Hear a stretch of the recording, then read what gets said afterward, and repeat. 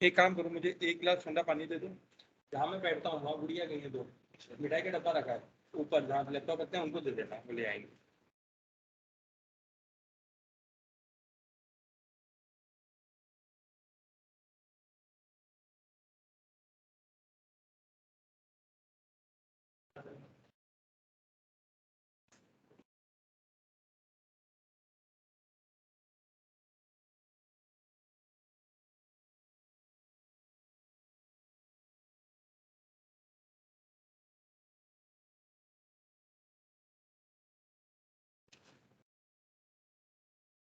तो यहीं पे बच्चों एक साइंटिस्ट और थे, उनकी भी थ्योरी को हम लोग डिस्कस करेंगे। वो थी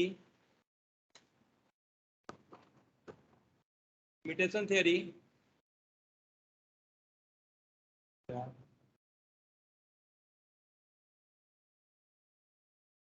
उत्परिवर्तन, सही था ना पहले? नहीं, उत्परिवर्तन,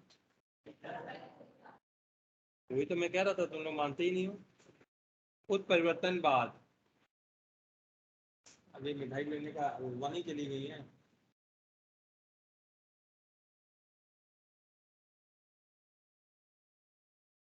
प्रतिपादन करता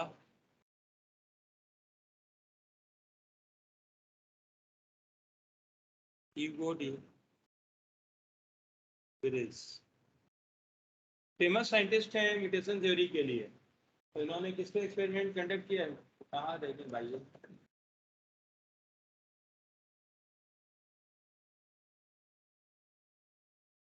इन्होंने ओइनोथेरा लमार्कियाना, यस यू कैन, नहीं, ये लोग कह रहे थे पता नहीं हल्द्वानी चले गए मिठाई लेने, ये लोग पढ़ाने नहीं दे रहे। ओइनोथेरा लमार्कियाना नामक इवनिंग प्राइमरोज नामक पौधे पर प्रयोग कर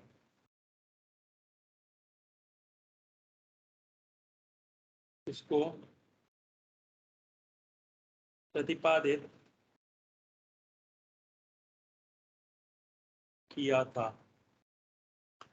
तो ऑनलाइन वाले बच्चों आवाज आ रही है?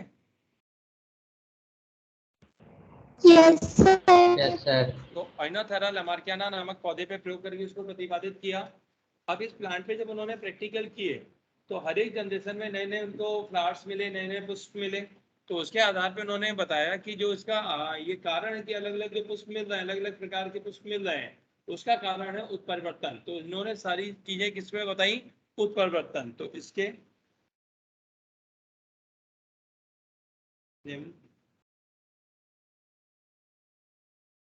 है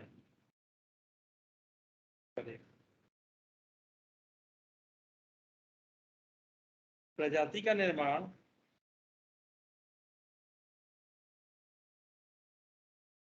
उत्परिवर्तन के कारण होता है। किसके कारण होगा? म्यूटेशन के कारण होगा। म्यूटेशन क्या भला है? म्यूटेशन क्या होते हैं? म्यूटेशन एकाएक होने वाले ऐसे चेंजेस हैं, जेनेटिक चेंजेस हैं, जिससे जीन में अंतर आ जाता है, जीन में चेंजेस आ जाते हैं। तो ऐसे चेंजेस को बोलते हैं उत्परिवर्तन। उत्परिवर्तन एकाएक होने वाले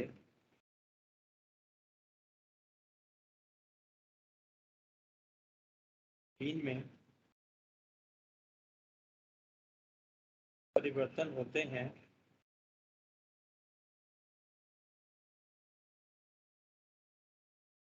जीन में जो भी डिफरेंस, जो भी चेंजेस होंगे उसको बोलते हैं म्यूटेशन ऑफ द उत्परिवर्तन। अब उत्परिवर्तन की कभी भी कोई दिशा निश्चित नहीं होती है, वो किधर होगा ये नहीं बोल सकते कि सदैव एक अच्छा उत्परिवर्तन हुआ उसके पश्चात भी और अच्छा होने लगेगा। तो उत्परिवर्तन कभी भी डेफिनेट दिशा में नहीं होता है, उसको दिशाहीन बोला जाता है। क्या बोलते हैं? दिशाहीन। तो उत्परिवर्तन कैसे होते हैं? उत्परिवर्तन वो म्यूटेशन लिख रहा हूँ, छोटा पड़ेगा, म्यूटेशन सदैव रैंडम व डायरेक्शन लेस होते हैं। डायरेक्शन लेस मतलब दिशाहीन, अर्थात इनकी दिशा का प्रिडिक्ट मतलब अनुमान नहीं लगाया जा सकता, अनुमान नहीं लगाया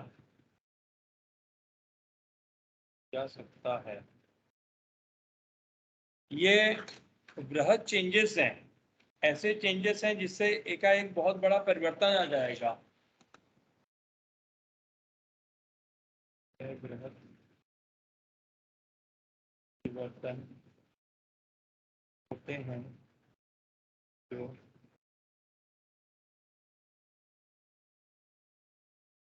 उत्पन्न होते ही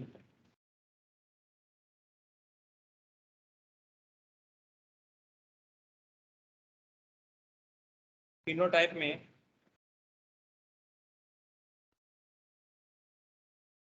दृष्टिगोचर होते हैं।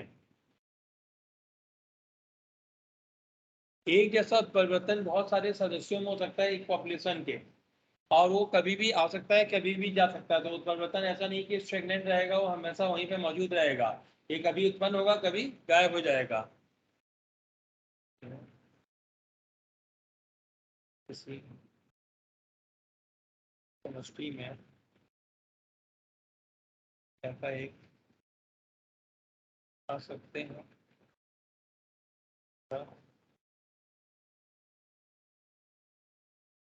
ऐसा है लुप्त भी हो सकते हैं।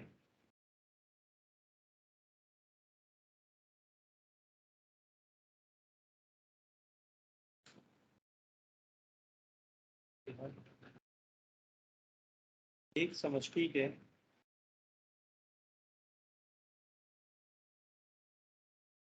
बहुत सारे सदस्यों में आ सकते हैं। ऐसा जरूरी नहीं कि एक ही सदस्य के अंदर आए, एक जैसे म्यूटेशन बहुत सारे सदस्यों के अंदर आ सकते हैं। इसके पश्चात जो पॉइंट है, ये मध्य मान को फॉलो नहीं करेंगे। ऐसा नहीं होगा कोई एक मीन वैल्यू के अलाउंग फ्लक्चुएशन आ रहा हो, ये एकाएक बहुत ज्यादा दूर जा सकते हैं एक मीन वैल्यू के, या उसके बहुत नजदीक भी रह सकते हैं। तो कोई ये डेफिनेट नहीं है कि ये कहाँ पहुंचेगा, तो मीन वैल्यू को फॉलो नहीं करता है। मीन वैल्यू मध्यमान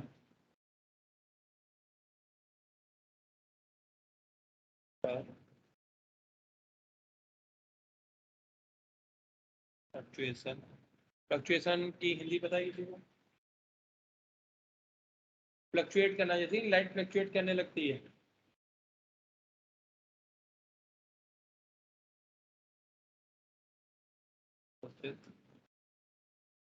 नहीं करते हैं।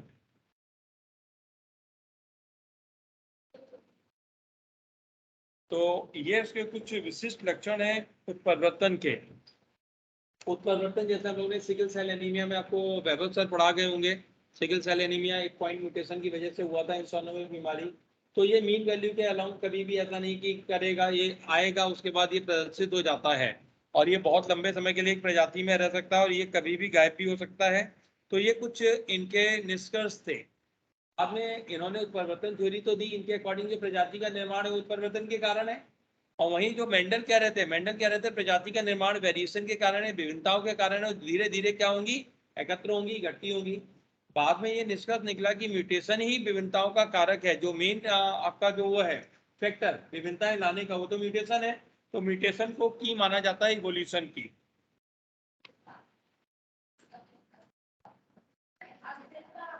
स्थिरता, अरे बेटा अस्थिर नहीं, अस्थिर,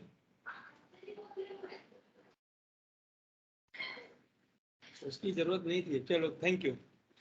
तुमने नेट पे देख के निकाला, फिर अब बाकी तो संभव है नहीं। अरे बेटा, दिमाग को गूगल बोलते हैं। अपने स्टूडेंट के बारे में अगर टीचर को नहीं पता होगा, किसको पता होगा? या तो वो टीचर ऐसा हो, ज्ञानी हो, आप पे ध्यान ही ना दे।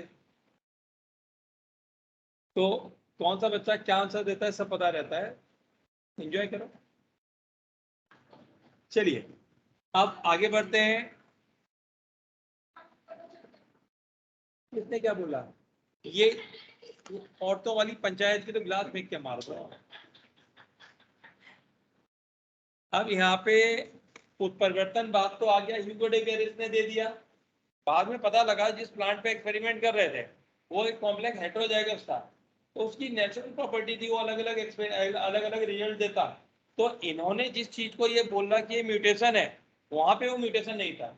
जैसे आप कोई प्रैक्टिकल करो, आपको रिजल्ट मिले, लेकिन वो रिजल्ट दुर्घटनावश मिल जाए, क्योंकि वो प्लांट तो कॉम्प्लेक्स हेटेरोजाइगस हो, तो ऐसा ब्रीडिंग करेगा ही करेगा। तो इस चक्कर में उन्होंने एक ये कह सकते हैं थ्योरी तो सही दी, लेकिन एक गलत प्लांट को लेके थी, उस प्लांट ने उसको जस्टिफाई नहीं किया था। हाँ, इनकी थ्योरी को वैलिड माना गया। तो यहाँ पे क्वेश्चन क्या आता है? Hugo de विरेस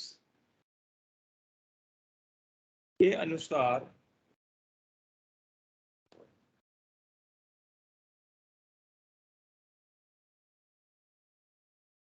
single strap large mutation प्रजाति को बनाते हैं, जबकि मेंडल के अनुसार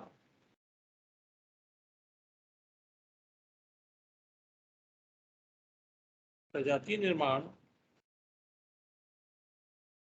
एक, ये देख रहा था कितने ध्यान से लोग पढ़ते हैं, जबकि डार्विन के अनुसार प्रजाति निर्माण एक धीमे धीमे होने वाली प्रक्रिया है, जो छोटी छोटी विभिन्नताओं के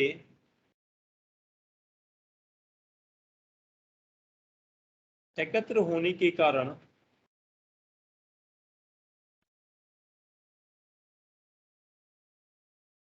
बनती हैं। तो डार्विन की जो वेरिएशंस हैं स्मॉल हैं, आपके ग्रेजुअल हैं, धीमे धीमे होंगे, और ये क्लब अप हो जाएंगे, जब कंबाइंड हो जाएंगे तब जाके प्रजाति निर्माण करेगा। वही ह्यूगो डी विरेस क्या कह रहे हैं, जो म्यूटेशन है वो लार्ज है, बृहद है, एक सिंगल स्टेप, एक लंबा सा, मतलब एक सिंगल स्टेप में बहुत दूरी तय करने वाला ये ऐसी प्रक्रिया है। तो इस दोनों को पूछा जाता है। तो ये हो गया हम लोग का उत्परिवर्तन बात, जिसमें मैंने बताया जो आइनोथेरा लेमार्कियाना था वो कॉम्प्लेक्स हेटेरोजाइगस था, जिसके वजह से रिजल्ट मिले, उसका कारण उत्परिवर्तन नहीं था। हाँ, उत्परिवर्तन को ही अब क्या माना जाता है?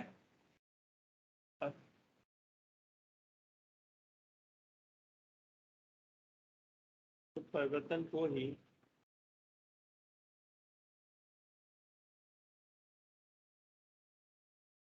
विकास का फाउंटेन हेड कहा जाता है।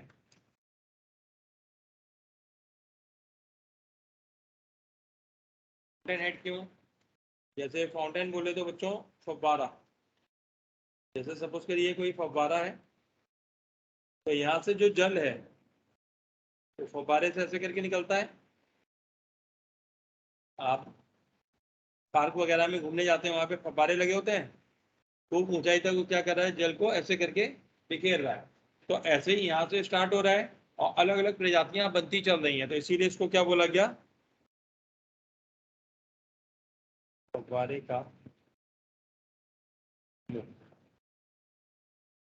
Fountain head. तो ये कुछ आपके वो थे वैज्ञानिक, जिनके योगदान मैंने आपको कंप्लीट करा दिए। यहाँ तक सारी चीजें क्लियर? कोई डाउट? नहीं। अब एनसीईआरटी कराऊंगा पहले।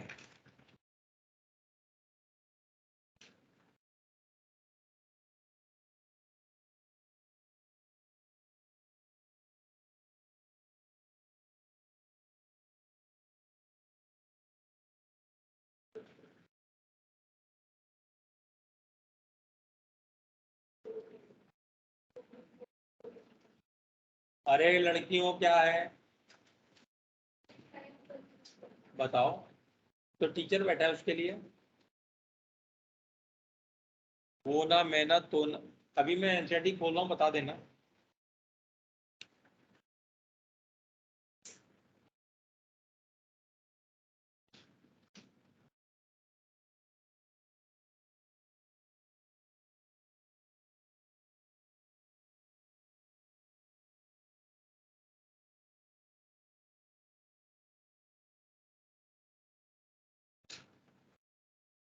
ये तो हम लोगों ने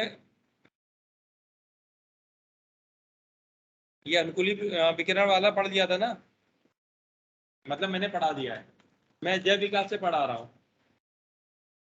प्राकृतिक वर्ण में विकास अपने वास्तविक अर्थ में तब शुरू हुआ होगा जब जीवन के कोशिकीय रूपों ने अपने चयापचयी क्षमताओं की विविधताओं के कारण अपना जीवन पर आरंभ किया होगा। अभी बड़ी कॉम्प्लेक्स सी लाइन है, आपको समझ में आ रही है क्या? क्या कह रहे हैं?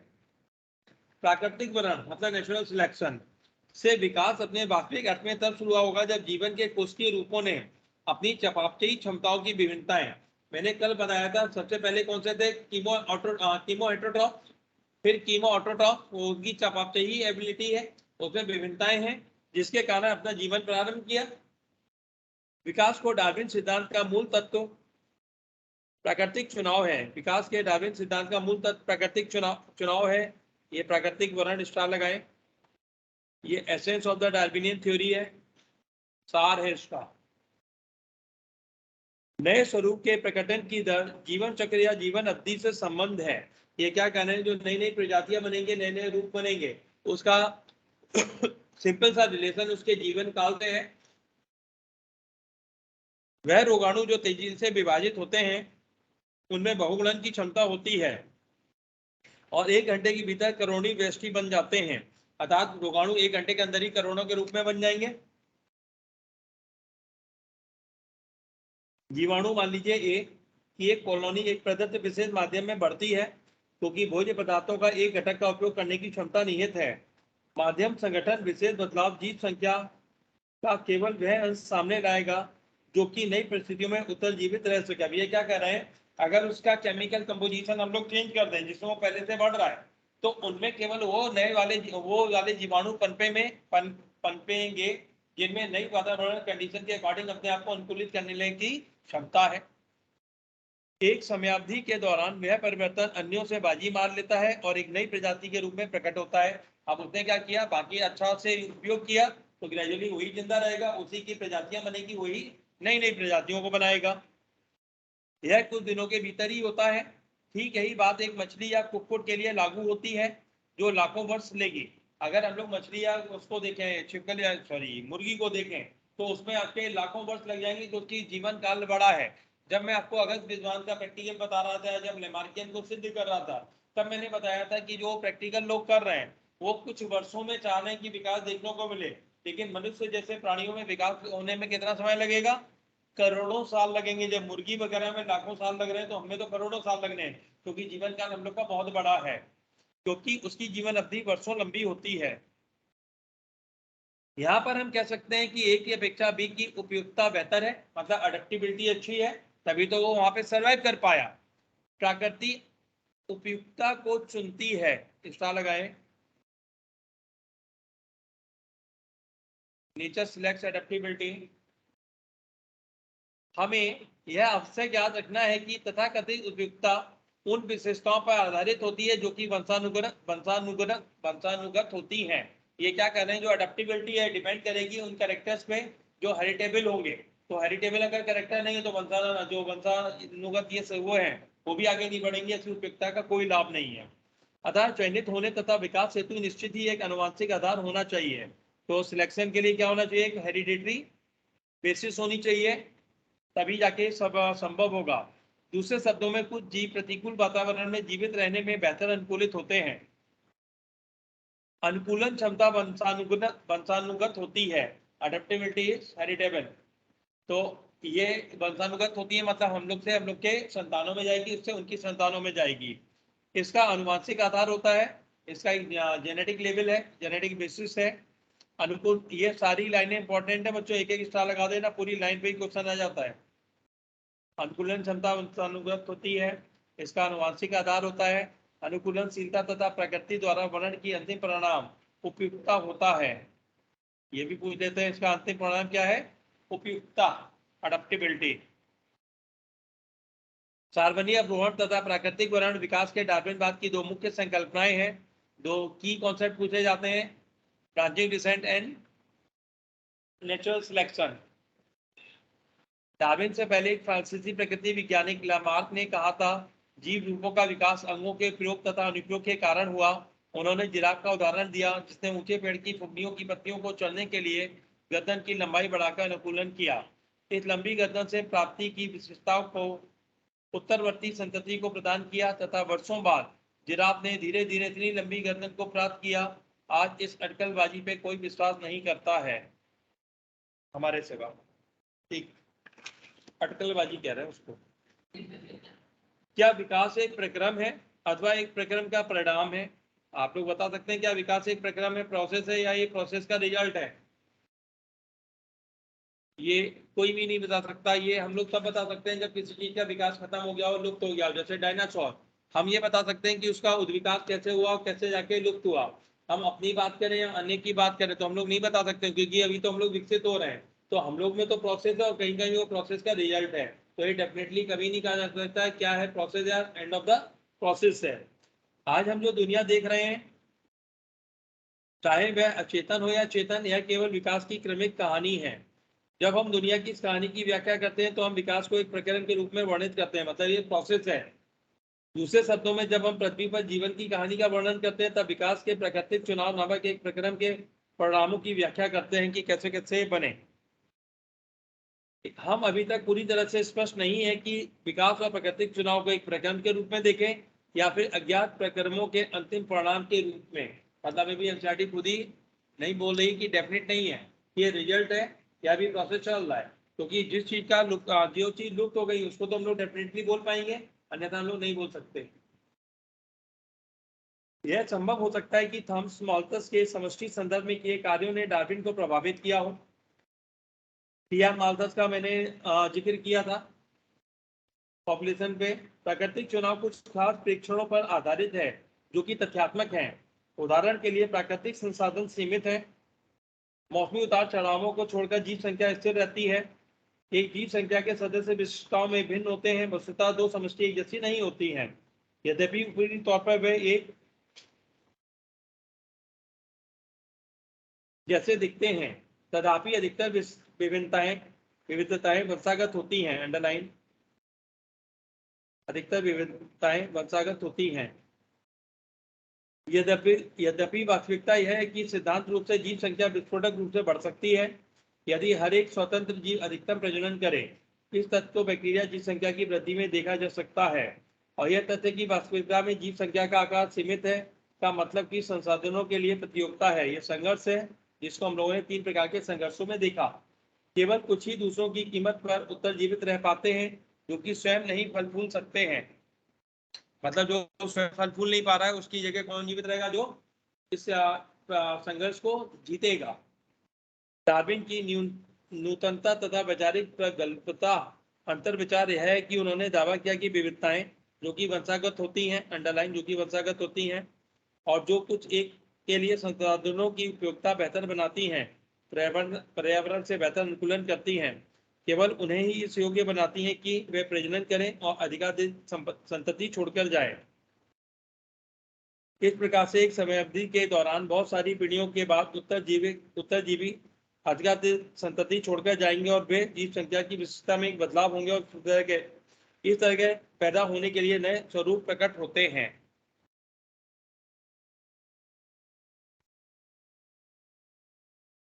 विकास की क्रियाविधि। विविधता का उद्गम क्या है और प्रजाति की उत्पत्ति कैसे होती है? यद्यपि मेंडल ने ऐसे वंशानुक्रमी कारकों के विषय में बताया जो दृश्य रूप को प्रभावित करते हैं, डार्विन ने इस तरफ ध्यान नहीं दिया और इस विषय में चुप्पी ही साधी।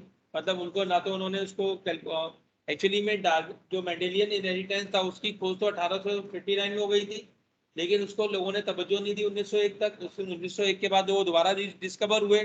तो डार्विन उस समय थे, चाहते तो उन चीजों को देख सकते थे, लेकिन ना तो उन्होंने उसको देखा, ना ही उसके बारे में कुछ बोला। इसीलिए उनको पता नहीं लगा कि विभिन्नताएं आती कैसी हैं। 20वीं सदी के प्रथम दशक में ह्यूगो डी वेरिस ने इवनिंग प्रिमरोज पर कार्य कर म्यूटेशन के विचार को आगे बढ़ाया। म्यूटेशन का अर्थ जीव संख्या में सहसा आने वाले बड़े बड़े परिवर्तन है। इनका मत था कि ये बड़े से उत्परिवर्तन ही विकास के कारण है, ना कि छोटी छोटी विभिन्नताएं, जिस पर डार्विन ने बल दिया था। ये क्या कह रहे हैं, बड़े से उत्परिवर्तन ही इवोल्यूशन कराएंगे, ना कि छोटी छोटी विभिन्नताएं, जो डार्विन बोल रहे हैं। उत्परिवर्तन यादृच्छिक और दिशाहीन होते हैं, ये रैंडम है और डायरेक्शन लेस है। जबकि डार्विन की विविधताएं छोटी छोटी और दिशावान होती हैं, ये डायरेक्शनल है। डार्विन की वेरिएशंस। डार्विन के लिए विकास क्रमबद्ध होता है, धीमे धीमे होने वाला एक क्रमबद्ध है, ग्रेजुअल है। जबकि डी वेरिस के अनुसार उत्परिवर्तन ही प्रजाति की उत्पत्ति का कारण है। इन्होंने इसे सॉल्टेशन, विशाल उत्परिवर्तन का बड़ा कदम, सिंगल स्टेप लार्ज म्यूटेशन बताया। इसे सॉल्टेशन कहते हैं। सॉल्टेशन पे स्टार लगाएं। समष्टि अनुवांशिकी में किए गए बाद के अध्ययनों से इसमें स्पष्टता आ गई।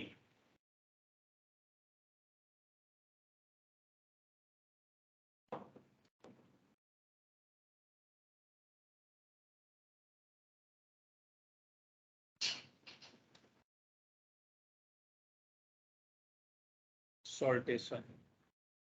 अब हम लोग पढ़ेंगे हार्डी विनबर्ग इक्विलिब्रियम। क्या पढ़ेंगे? Hardy Weinberg equilibrium.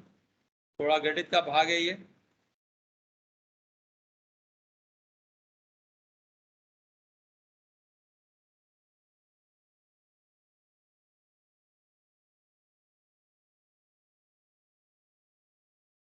क्या रह गया पीछे का? हम नहीं पढ़ाएंगे, आपको स्वयं पढ़ना है। Hardy Weinberg equilibrium.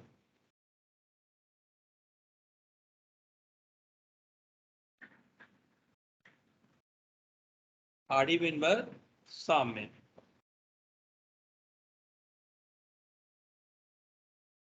एक साइंटिस्ट है हार्डी, एक थे विनबर्ग। दो अलग अलग साइंटिस्ट हैं जिन्होंने इसका प्रतिपादन किया।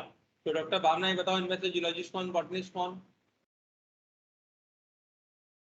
अरे अभी तो तुमने दिमाग से आंसर दिया था, अब नहीं बताओगी? डॉक्टर भारती। जूलॉजिस्ट कौन, बॉटनिस्ट कौन? डॉक्टर सिमरन, डॉक्टर सीनम, डॉक्टर बाज, सहबाज, डॉक्टर चावला, डॉक्टर श्रद्धा, डॉक्टर अंजलि। तीन और बचे। अब तुक्का मारी, उसके कान में मारी है, मुझे नहीं बता रही है। क्या बता रही है? तो आपको जान के आश्चर्य होगा, इनमें से जियोलॉजिस्ट या बॉटनिस्ट कोई भी नहीं है। ये दोनों गणितज्ञ हैं और ये गणित पे काम कर रहे थे, गणित की थ्योरी है। तो गणित की थ्योरी को इम्प्लीमेंट किसमें किया गया है? हम लोग के जीव विज्ञान में इम्प्लीमेंट किया गया है। तो हार्डी विनबर्ग इक्विलिब्रियम कहता क्या है? एक लैंगिक रूप से प्रजनन करने वाली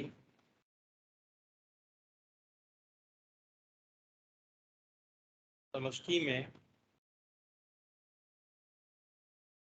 यदि कुछ कारक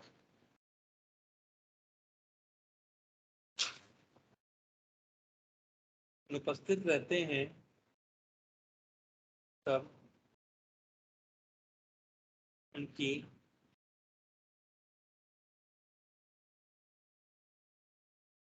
युग्म विकल्पी की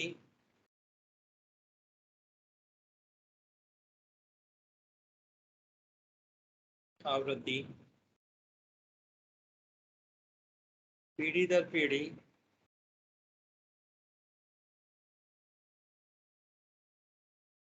समान ही रहती है। तो क्या बता रहे हैं? एक एलिस की frequency generation to generation same रहेगी अगर कुछ कारक एब्सेंट हो। तो इसको उन्होंने इक्वेशन की हिंदी गणित में एक क्वेश्चन होती थी समीकरण, इसको उन्होंने निम्न समीकरण से समझाया। P प्लस क्यू का होल स्क्वायर बराबर 1।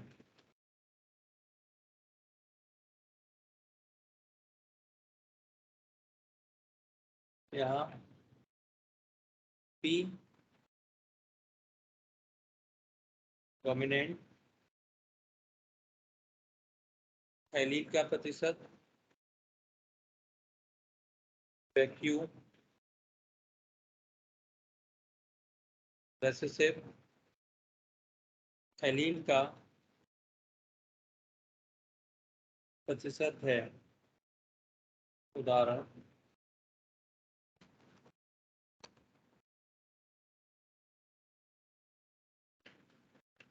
किसी समष्टि में भी एक का परसेंट ए 0.7% है, तो जाहिर आता है जीन छोटा है कितना होगा, अतः जीन स्मॉल ए 0.3% होगा। तो ऐसी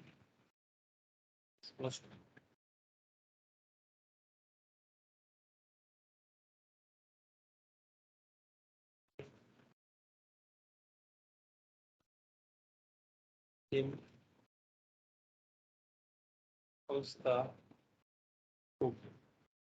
ए को मानना पड़ेगा, ए को पी मान लेते हैं,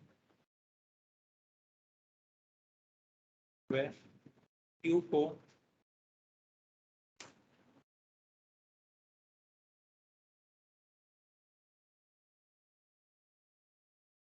मान लेते हैं।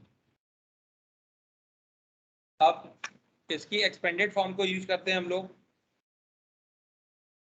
जैसे P प्लस क्यू का होल स्क्वायर बराबर P square plus Q square plus 2PQ बराबर 1, या सुनो।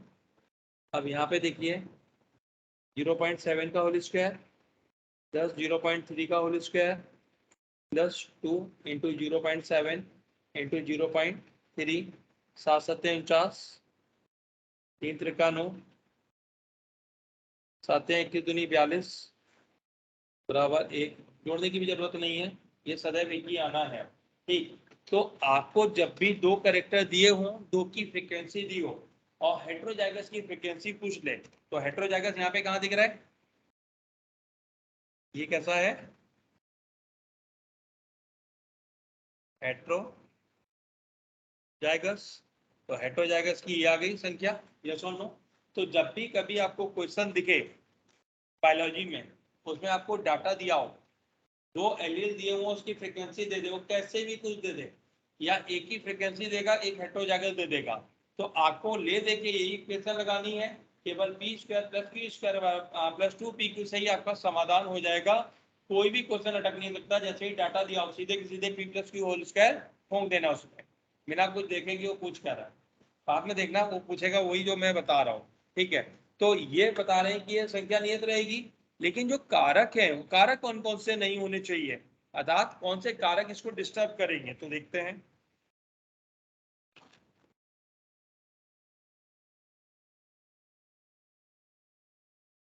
हार्डी, वेनबर्ग, सामे को प्रभावित करने वाले कारक।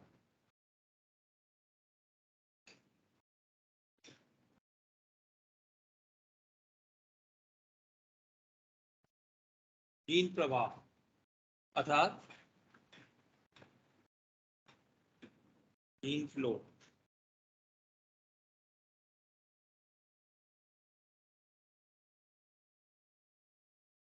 आनुवांशिक विचलन, जेनेटिक ड्रिफ्ट,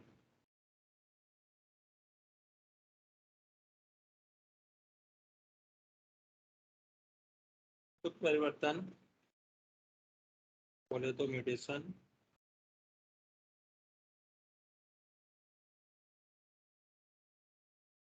आनुवांशिक पुनर्संयोजन, जेनेटिक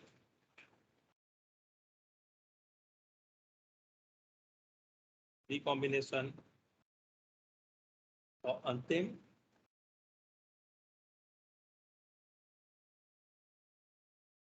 प्राकृतिक चयन, नेचुरल सिलेक्शन। तो ये 5 कारक हैं जो इसको प्रभावित करते हैं। अगर ये ऑपरेशनल हो गए तो कभी भी हार्डी-विनबर्ग इक्विलिब्रियम में रिजल्टेंट एक नहीं आएगा। तो दूसरा प्रकार का क्वेश्चन क्या दे सकता है, वो आपको बोलेगा कि फलाने जीन की फ्रिक्वेंसी ये है, लेकिन इसको हार्डी-विनबर्ग इक्विलिब्रियम से लगाने के पश्चात इसका जो रिजल्टेंट है वो एक नहीं आ रहा है। और अगर एक नहीं आ रहा है तो ये बता रहा है कि इनमें से 5 में से कोई ना कोई फैक्टर लगा हुआ है और वो प्रजाति के अंदर उद्विकास हो रहा है। जो प्रजाति है वो इवॉल्व हो रही, किसी दूसरी प्रजाति में चेंज होगी, वो फिक्स नहीं रह सकती। ये क्लियर? तो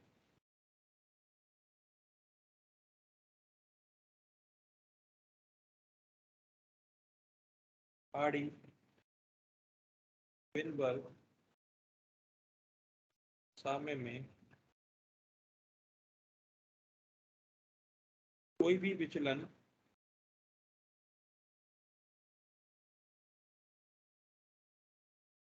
विकास को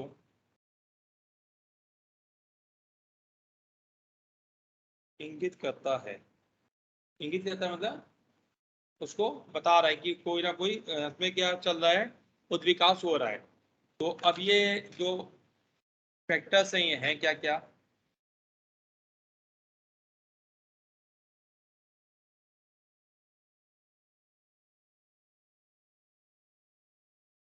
तीन प्रभाव है।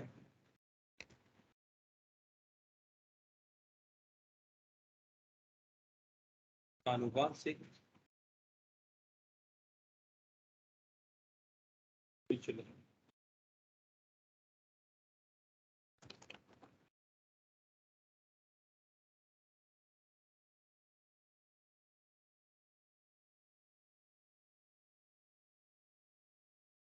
सपोज करिए कोटा है, कोटा की संपूर्ण जनसंख्या है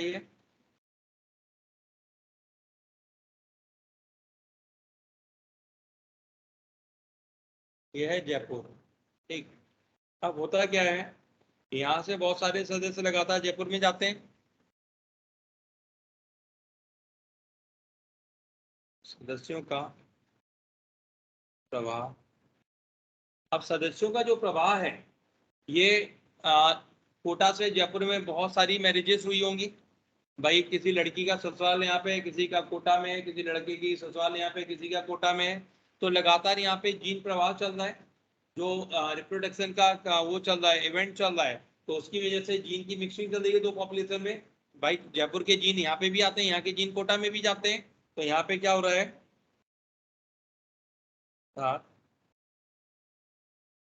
जीन का विनिमय लगातार हो रहा है। यहाँ से यहाँ पे भी जाएंगे, नए जीन नई नई समष्टि में जुड़ जाते हैं, वह पुरानी से हट जाते हैं। जब यह प्रक्रिया लगातार होती रहती है तब इसे जीन प्रवाह जीन फ्लो कहते हैं। ठीक है, तो जीन प्रवाह या जीन फ्लो के लिए ये लगातार अदला बदली चल रही है, विनिमय चल रहा है, जीन इधर से आए उधर गए, उधर से आए इधर गए। अब हुआ क्या, सपोज करिए कोटा में रह रहा है सहवाज, और सहवाज की शादी तय हो गई, और सहवाज की शादी तय हो गई कहाँ कहाँ कराऊँ शादी, पास में नहीं कराऊंगा, इसकी शादी हो गई ऑस्ट्रेलिया। अब सहवाज यहाँ से चला गया ऑस्ट्रेलिया, तो जाहिर सी आते इसके संग इसके जीन भी चले गए, हम लोग की पॉपुलेशन से इसके जीन गए और जाके किस में मिक्स हो गए, ऑस्ट्रेलिया की पॉपुलेशन में। तो जब जीन प्रवाह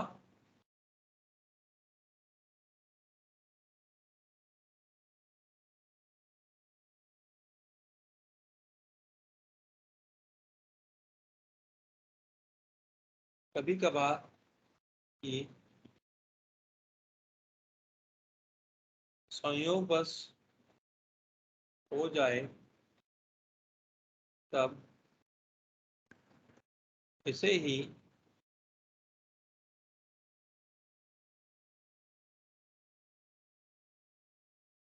आनुवंशिक विचलन कहते हैं।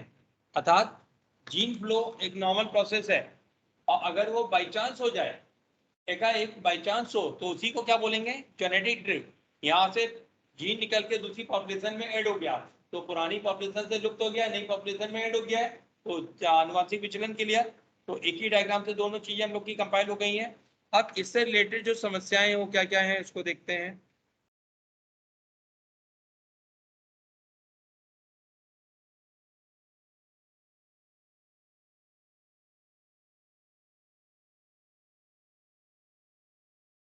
अब ऑस्ट्रेलिया के पास एक द्वीप समूह है, द्वीप समूह मान लीजिए ये है पपुआ न्यू गिनी, इसको क्या मान लेते हैं, पपुआ न्यू गिनी, ये द्वीप समूह है, ओरिजिनली है पपुआ न्यू गिनी।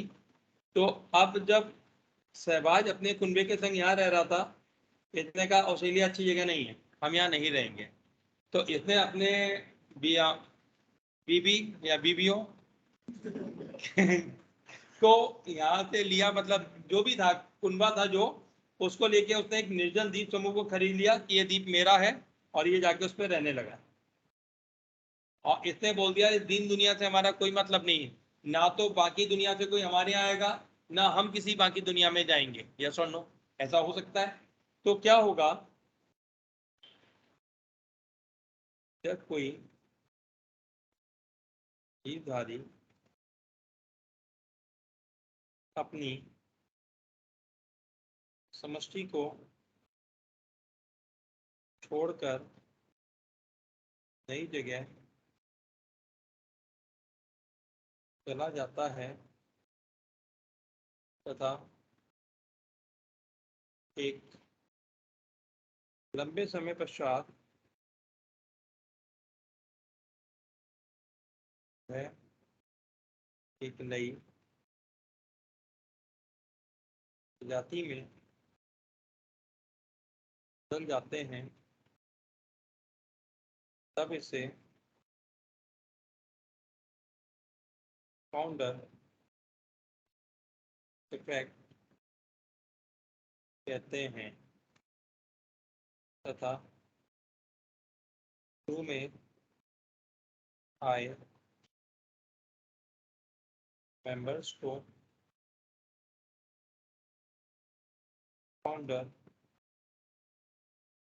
मेंबर्स कहा जाता है।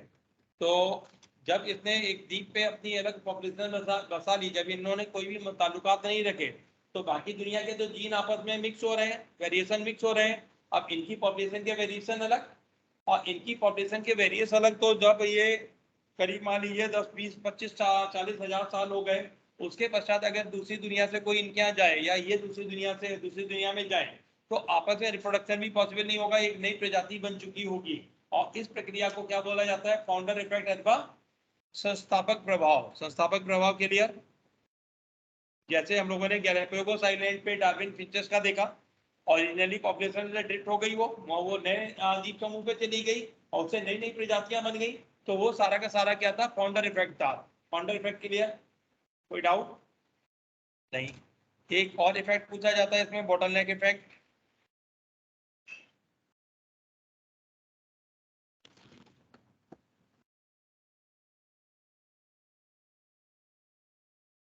बॉटलनेक इफेक्ट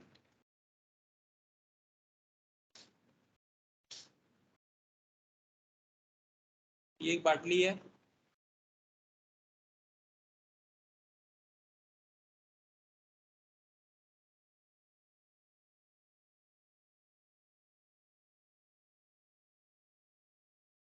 अगर बोतल है सिंपल, बोतल देख के तेरे आंखों में चमक क्यों आ गई?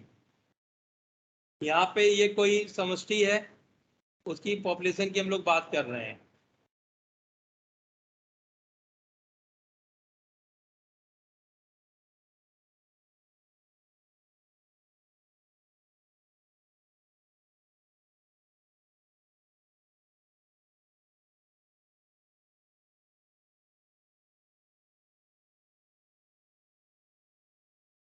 इसको मान लीजिए चीता पॉपुलेशन, क्या मान लेते हैं? चीता जनसंख्या।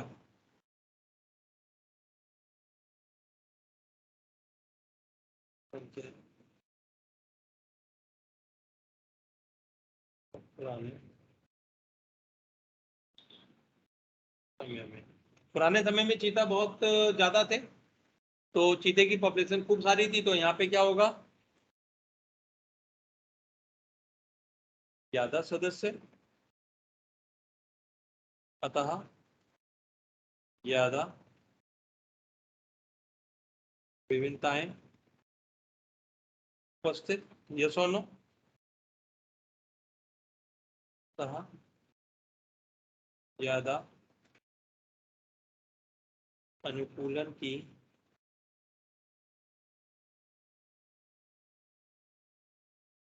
संभावनाएं। लेकिन मनुष्य ने क्या किया? ओवर हंटिंग कर दी, ओवर हंटिंग कर दी तो चीते बहुत कम रह गए। तो आज के समय में यह है काफी कम रह गए, अतः जीन विविधता या विभिन्नताएं कम। यदि कोई घातक रोगाणु इन पर आक्रमण कर दे तो यह भी हो सकता है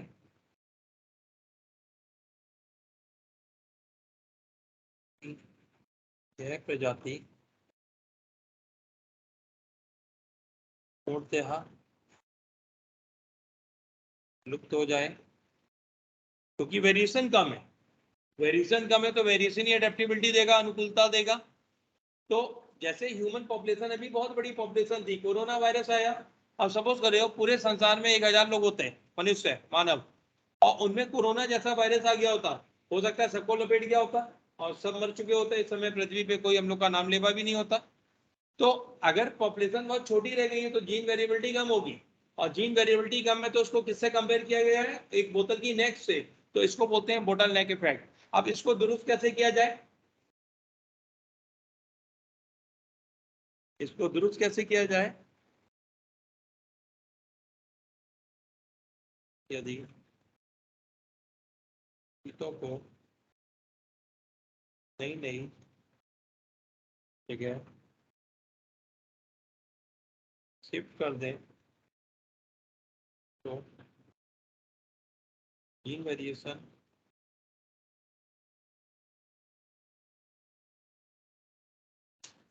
बढ़ सकता है, और इनके बचे रहने की संभावना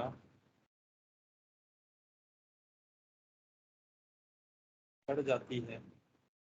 आपको पता होगा अभी आपके या तो 15 में चीता लाया जाएगा या जैसलमेर साइड या मध्य प्रदेश में। अभी ये ड्राफ्ट चल रहा है। इंडियन गवर्नमेंट अफ्रीका से चीता लाएगी, उनको यहाँ पे बसाएगी, क्योंकि जो परिवेश है वो वैसे ही जैसा चीते के रहने के लिए अनुकूलित है। तो जैसे अगर हम यहाँ पे लाके बसाएंगे तो यहाँ पे वेरिएशन बढ़ जाएंगे। वेरिएशन बढ़ेंगे तो यदा कदा कोई ऐसा कोई अटैक हुआ तो भी इनकी कोई ना कोई पॉपुलेशन जितना बची रह जाएगी। क्लियर? तो ये बॉटलनेक इफेक्ट तक आज करेंगे, इसके पश्चात का भाग कल करेंगे। कल कल कौन सा बार है? फ्राइडे। सैटरडे चैप्टर कंप्लीट हो जाएगा ये।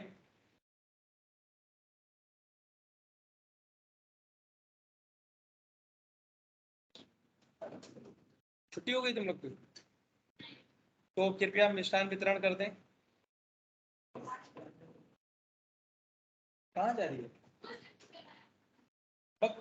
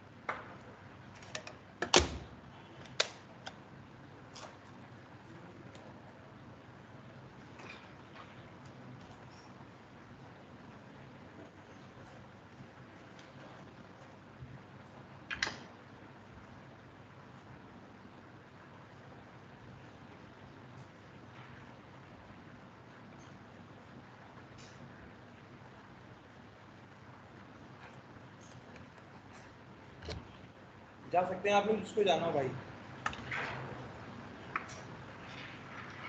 और मिठाई के डब्बे पे कब्जा कर लो। ये जल्दी बच्चों को दो मिठाई। दो ही तो बालक हैं। और देखो काटने लायक हो रही है कि नहीं।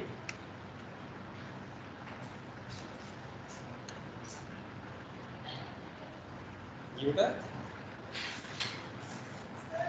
बेटा नहीं, आप लोग के लिए लाए होंगे। ये तो मैं क्या हलवाई हूँ इतने 1000 बच्चों के लिए मिठाई लाऊं? इधर आके पूछो, आवाज जैसी कम आती है। तुम वापस कर दो, नहीं खानी हो तो ठीक। ले आए और तो दिक्कत ना लाए तो दिक्कत। हाँ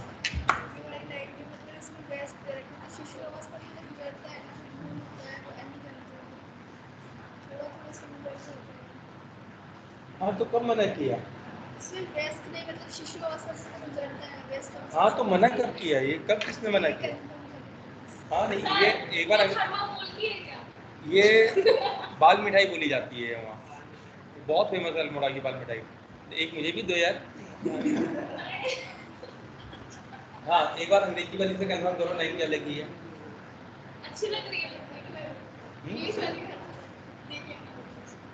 कितने बैग में होगी?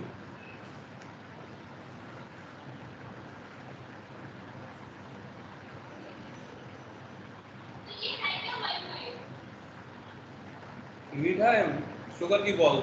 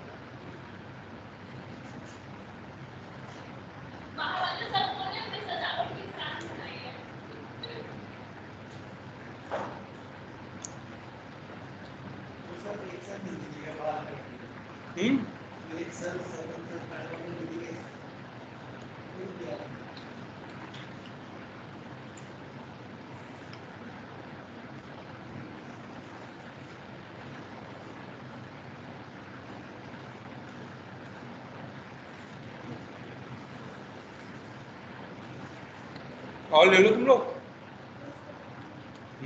खा डालो तुम लोग के लिए।